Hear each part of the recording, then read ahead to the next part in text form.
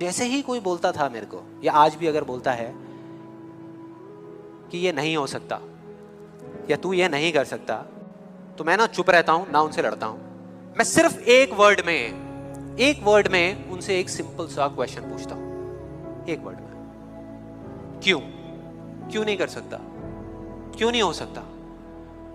और जैसे ही मैं ये करता हूं उसके बाद बहुत मजा आता है। आप कभी करके देखना, बहुत मजा आएगा। 90% लोग ऐसे मिलेंगे आपको जिनके पास में इस क्यों का जवाब ही नहीं होगा, जवाब ही नहीं होगा। वो सोच में पड़ जाते हैं। जैसे मैं पूछता ना क्यों, हाँ क्या क्यों, ये कैसा सवाल है। तो ये है वो 90% लोग जिनके पास में कोई जवाब ही नहीं होता, या होता भी है तो वो इतना फनी होता है कि आप चाह करके भी अपने आप को हंसने से नहीं रोक पाओगे।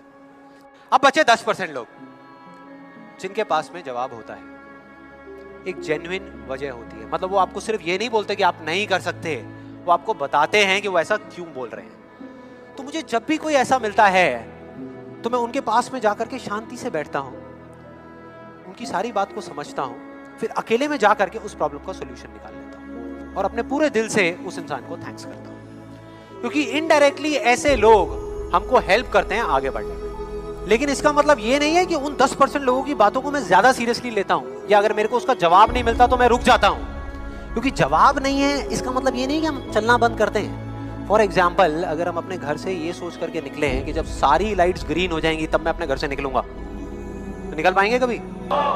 कोई भी ऐसा कुछ आपको बोलता है आकर के कि आप ये नहीं कर सकते, तो समझ लेना कि वो बोल तो आपको रहा है, लेकिन उसका इशारा आपकी तरफ नहीं है।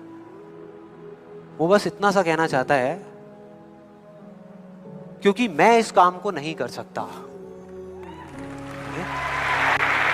वो बस इतना सा कहना चाहता है, क्योंकि मैं इस काम को नहीं कर सकता, या मुझे नहीं पता कि इस काम को कैसे करना है, इसलिए मुझे लगता है कि इस पूरी दुनिया में कोई भी नहीं कर सकता।